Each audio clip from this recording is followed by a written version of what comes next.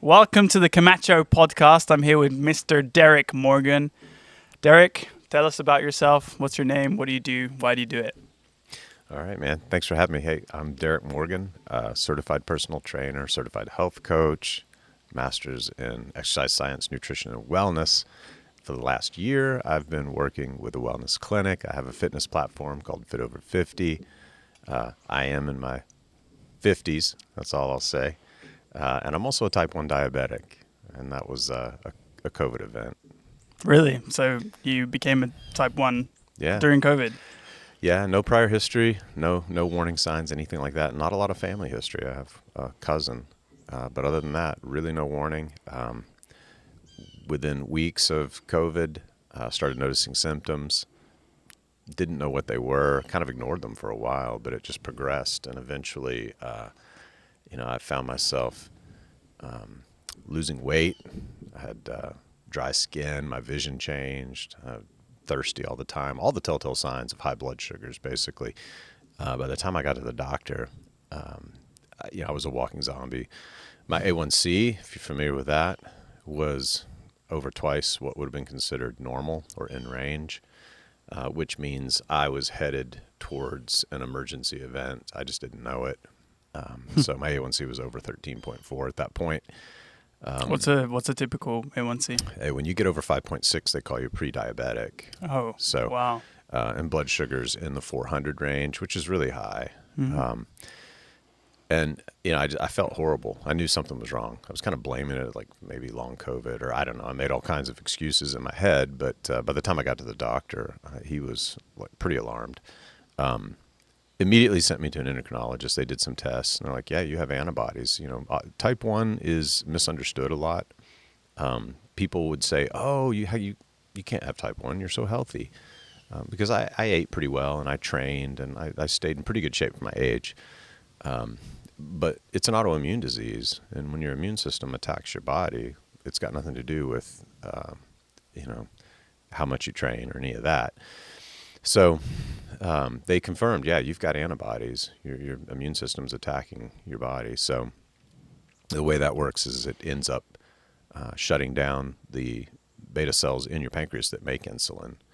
And so after a while, you're not producing insulin. Your blood sugars go through the roof, and you can end up in the hospital really quickly. A lot of people, when they first get diagnosed, it's because they get so sick they end up in the hospital. And from that point forward, you're reliant on insulin in order to basically to live. So it's funny, when I think of a type 1 diabetic before meeting you, I just imagined a big, chunky guy. So that just encourages people with diabetes that they can look good, they can feel good. Yeah. It's funny. That's another misconception is if you roll the clock back 40, 50 years, the conventional wisdom for type 1s was you shouldn't be exercising if you're type 1. And a lot of type 1s were skinny, really thin people that didn't put on muscle. Because insulin is a growth hormone. It's providing energy to your cells so they can grow, do things like build muscle, repair muscle, all that stuff. And if that's not regulated and happening like it should be, yeah, you might not be able to put on muscle.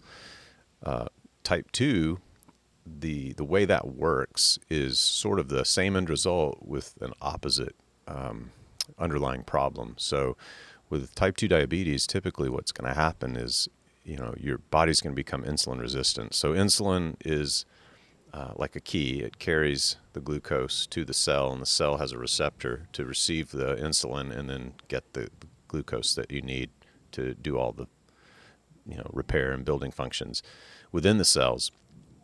And when you become insulin resistant, basically those cells just stop receiving the insulin, and you end up with the same problem. Blood sugar just starts piling up, right? But it's a kind of an opposite root cause.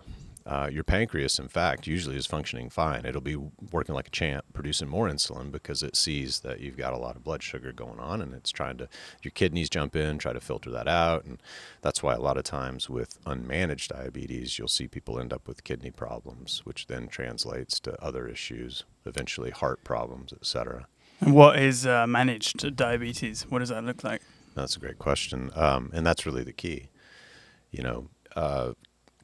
Conventionally, the healthcare world would say cover it with insulin or take a medication for the incidence type 2, it would be, hey, take these drugs and it'll help you be more insulin sensitive and help those cells take up that insulin. And it might tell your liver, hey, don't, try to make so much sugar, et cetera, some other mechanisms those medications might use to help lower your blood sugar. But the key really to managing it is the right diet, and then to incorporate healthy movement and exercise into your strategy.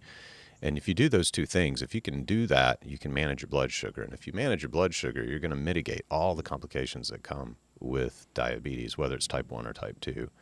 Because you read the literature, when you get diagnosed, they hand you these pamphlets, and it's overwhelming. You're seeing things about heart disease, about kidney disease, about blindness, nerve damage, amputation. It's pretty grim.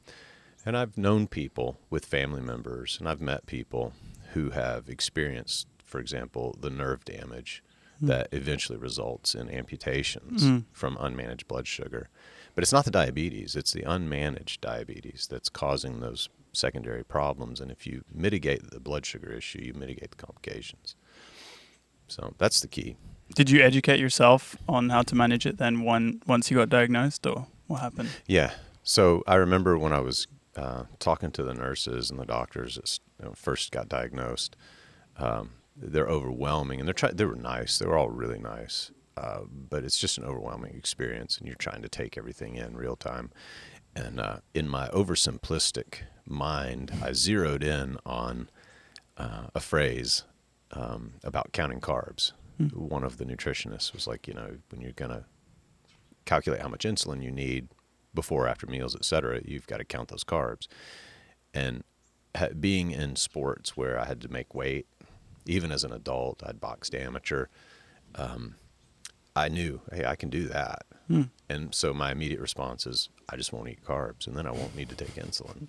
Well, that's not at all how that works. But there was a core of truth in that that was useful. And so when I went home, I did start researching. And, social media has got all kinds of support groups for pretty much everything you can imagine. And sure enough, there were several I found. And a couple of names kept popping up. And there were doctors. One was a Dr. Bernstein, a Dr. Runyon. And it turns out these guys are diabetics who also specialize in working with diabetics. And they've done it for a long time. In Dr. Bernstein's case, he's probably 90 now and still puts out videos on the internet and was working not too long ago. Really an amazing individual, and has written a lot of books, done a lot of talking about his strategy. And effectively it came down to eat as low carb as possible. If you're a type 1, that's your key. And you can do it in a way that's not unhealthy, and he's proving it. I mean, he's lived longer than most people at this point, and he's been type 1 since he was a kid. And yet, he's still going, he's still sharp, he's still working out, and he's eating a really strict diet. And some people in the nutrition world would have a problem with that strategy, because there's a lot of assumption. If you say the word keto, a lot of people get triggered. They assume that you're just eating bacon and pork rinds all the time, and that you're never eating fruit and you're never eating anything healthy. And that's not true. It's not how it has to be. And I don't think that the keto diet is necessarily required for folks who have type 2, for example. I'm not even sure that I would recommend it for people who don't have type 1. I do think for type 1 diabetics, it's probably your best strategy. It's not your only one. But if you want to take the roller coaster out of your blood sugars, it's the most effective way, because it's going to be aim small, miss small. You know what to expect when you know what you're eating. And if you're not eating carbs and trying to cover it with insulin, you've got a lot of variables that you're eliminating that take guesswork out of managing your blood sugar. So I think it's the best strategy for a type 1 diabetic, but I think you can modify that strategy for type 2 and really other chronic diseases. So if I'm suffering with type 2 or type 1, but I don't have your personality where I can just be like, I'm not going to eat carbs, what do I do? Oh yeah, yeah. That's a really good question because the fact is it requires behavior change, and that's really hard for some people. Um, I had over 50 years to pretty much eat what I wanted, and I've got a personality that can just adopt a change and then make it law, and I don't look back. I don't have cheat days. I think for a type 1, you've got to get that concept out of your mind. Mm. You don't have cheat days. There's no holiday from type 1, Mm. right? So part of the strategy is to reframe your relationship with food. So for me, and I would encourage other people maybe to do a really hard reset on your approach to food and your relationship to food. I love to eat. Mm. I love good food. I liked baked stuff. I'm not necessarily a sugar or candy guy, but definitely I love some ice cream, and I've never turned down a donut. And I wouldn't eat them every day, but I would make that a reward on the weekend for a week of training hard and eating well. On the weekends, I'd cut loose. I don't do that anymore. You have to reframe your relationship with food and look at food. Number one priority for food is to fuel your body, to keep you alive. That's not the same thing as eating for enjoyment. Eating for enjoyment is secondary or maybe third, right? So really first for me was eating to manage blood sugar to keep me alive. And second, I started targeting inflammation, which is a separate topic. But third, probably for enjoyment, right? So I do enjoy the foods I eat. But when I first got diagnosed, I really zeroed in on a very small menu of things I knew I could eat. And I'd track my blood sugar and watch what would happen. And then over time, I would incorporate more things and kind of learned, okay, when I do this, this is what happens. And when I train like this is what happens. By the way, when I get a cold, this is what happens. And yeah, you can kind of see trends in your blood sugars over time. At this point, I don't even track mentally the macros that I eat day to day because I know. And I don't even wear a continuous monitor. Did you at the beginning? I did. Okay. I watched it like obsessively. Oh, okay. Watched a continuous glucose monitor for over 6 months. And once I got to a point where that was pretty boring and I knew what to expect, and the day my endocrinologist said, "You're a pretty boring patient," I knew that I could probably back off a little and relax on monitoring and just focus on doing what I knew worked. And I didn't mention it, but I went from an A1C of 13.4 in 6 months down to 5.6, which is considered normal. And then at a year, I was 5.4, and I've maintained that. And I'm several years in. I'm coming up on 3 years at this point. So what I'm doing works, and even my endocrinologist has said, just keep doing what you're doing. It's working. Just keep doing it.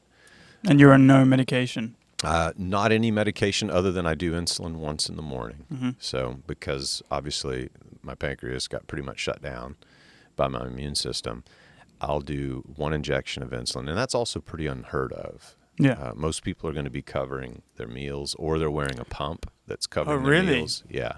I didn't know that. Yeah. Yeah. With type 1, it's pretty much the standard that there are no free meals. So you've achieved the ideal situation you can be in as a type 1, right? As a type 1, I think it's about as good as you could hope for, short of a miracle, which I'm all for. But in the meantime, I'm working with what I've got. And I think that I've optimized what I'm dealing with. I've optimized the strategy to deal with it in the best way possible. Yeah, so that's nutrition. Can you touch on exercise? Yeah. And that's important for anybody, right? Whether you're a type 1, type 2, or totally healthy person, you need to be exercising. And, the fact is metabolically, things like resistance training help your blood sugar. Your body uses that energy that's being created because that's what it's for. And we're a very sedentary culture these days.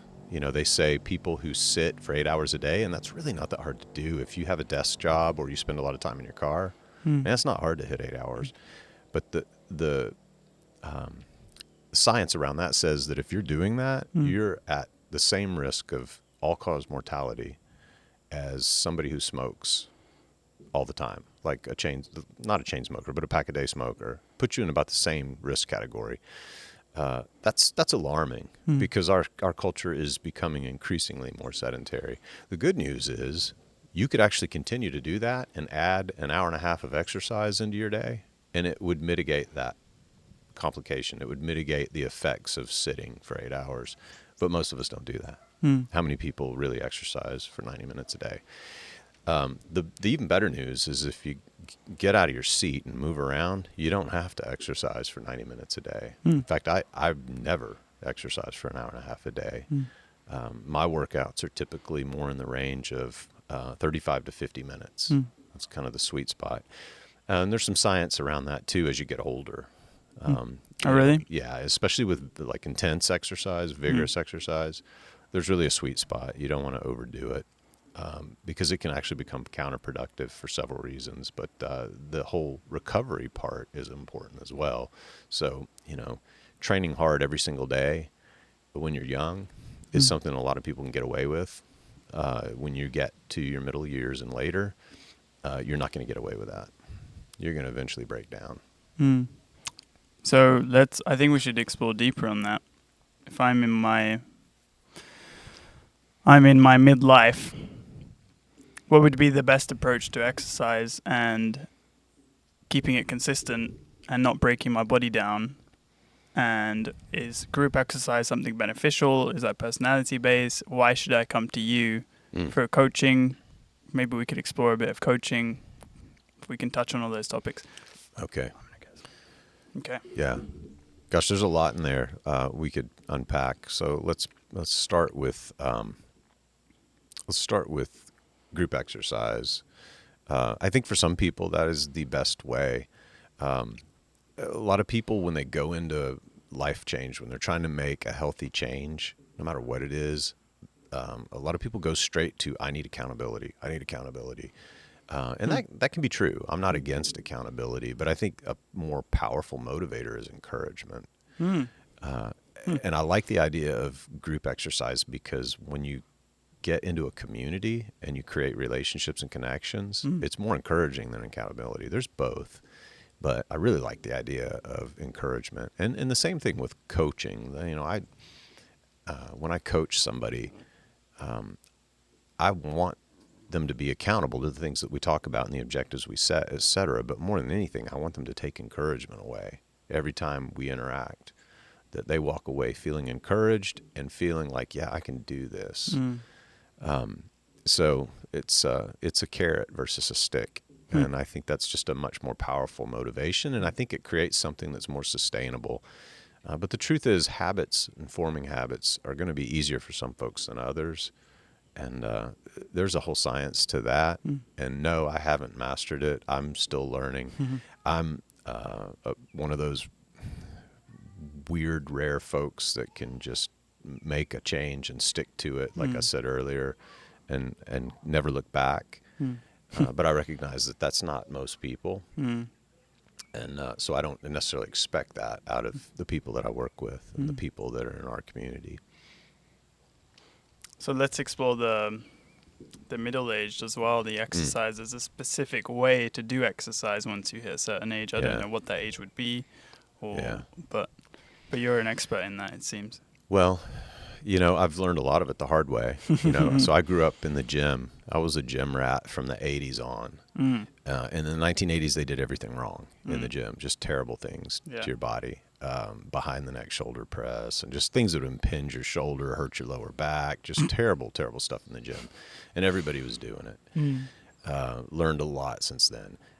I think that the main thing about training when you're older, really 2 points. One is you have to train smart because the big thing is you want to avoid injury. So training smart, what does that mean? Like technique, yes, position, absolutely. angles? And it even means avoiding certain things where there may be more risk than reward. Right. And for somebody with a healthy lower back, for example, if you want to deadlift and you want to do it with a barbell and you can do it with good technique and it's not causing you problems, great. That's not going to be true for a lot of people. A lot of people are going to have mileage by their middle years, and they may have had a serious back injury or just chronic lower back pain. Some people have even had surgery at that point. There may not be enough reward for doing barbell deadlifts with heavy weight to outweigh the risks. Well, there are other things you can do. We want to strengthen that posterior chain. We want to strengthen our lower back, our glutes, our hamstrings. All that's important, but there are other ways to do it. So you want to be smart in the way you approach your training, because you don't want to hurt yourself. You hurt yourself, you got to recover. Recovery, by the way, we all know, doesn't get faster the older we get. It takes longer. And you can put yourself out of commission for months. And if you're doing that, then you're not training. So while I'm recovering from an injury, I'm not training. And if I'm not training, I'm just setting myself back. So you really have to be smart. And so some of that takes coaching. And I think that's where coaching the way you train can be really helpful, because a lot of people don't know what they should and shouldn't be doing.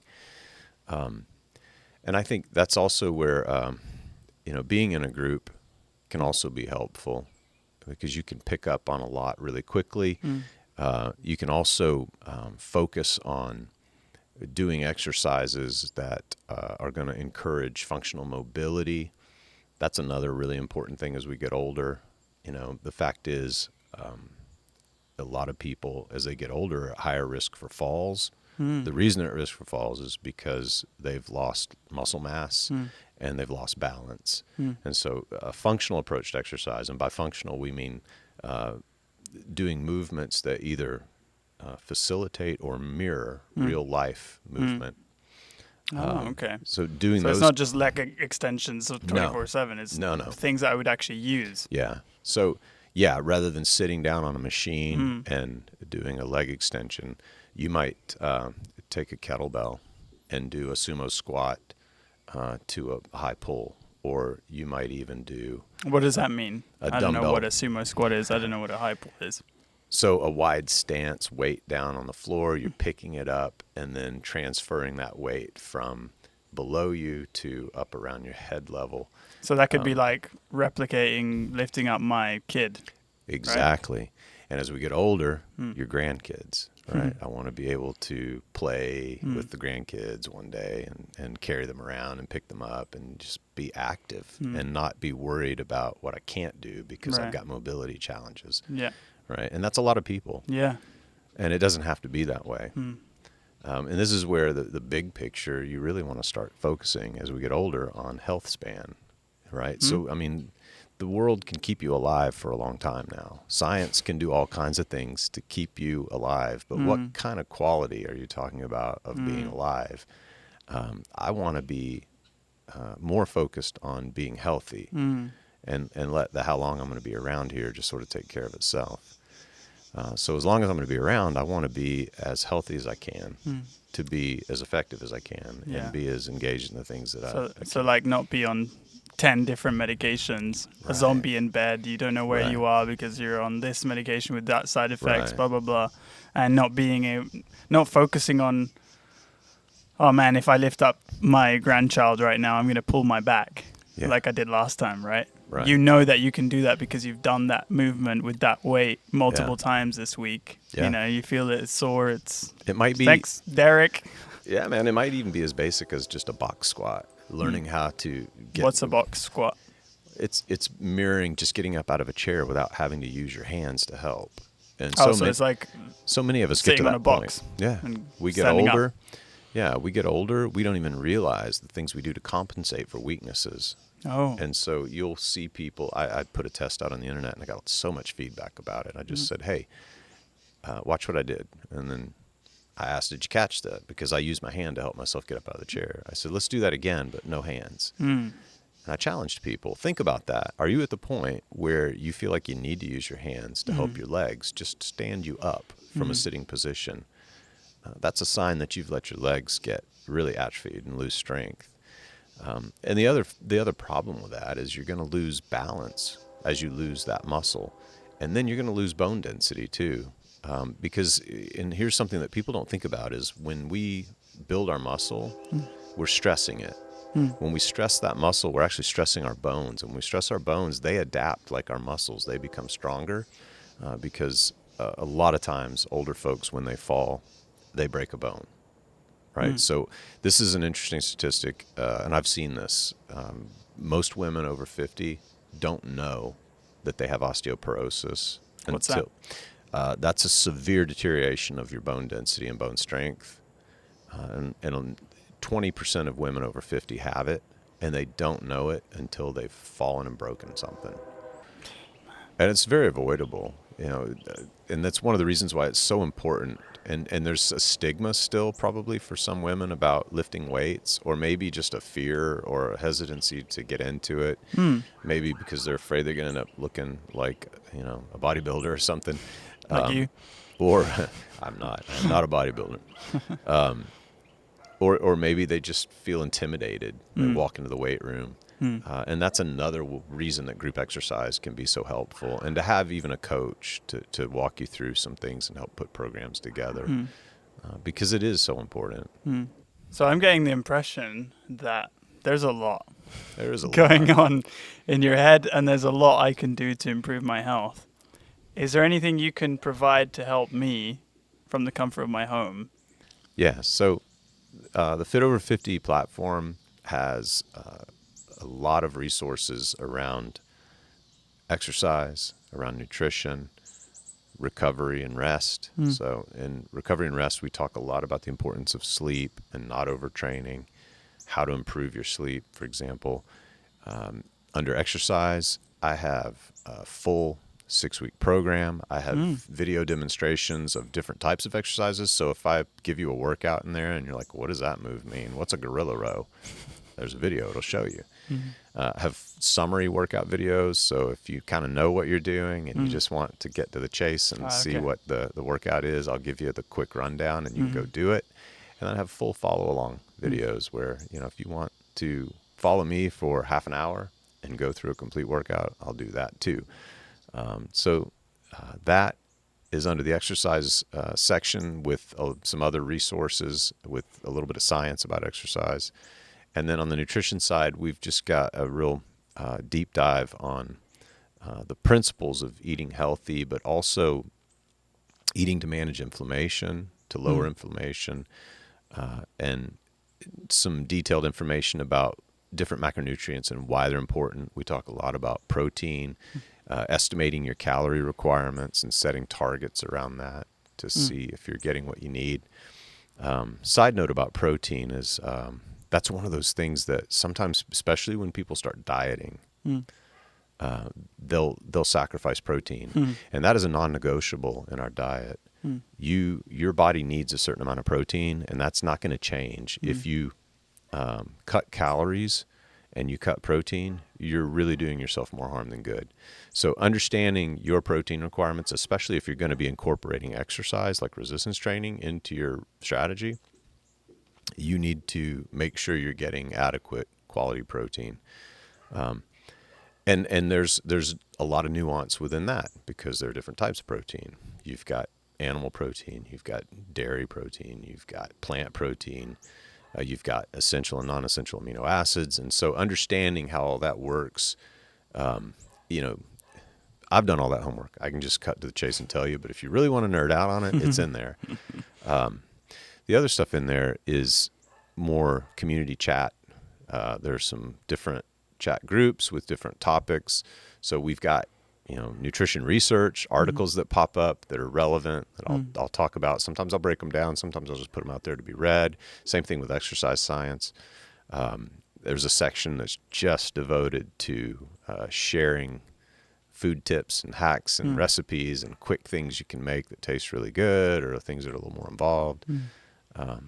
Really good food tips in there, which we're More building like tasty foods? Oh, man. Yeah, you name it. Yeah, and if you've got a sweet tooth, like I do from time to time, there's some things in there you can make that will really scratch that itch without blowing your carb count. So no carbs and no sugar? Yeah, we don't do carbs. We don't do sugar. Yeah, low carb. Low carb. Okay. Low carb, no sugar. Derek, thank you for your time. Yeah, man. Thank you for the information. I enjoyed it. And I'll see you next time. Yeah, sounds good.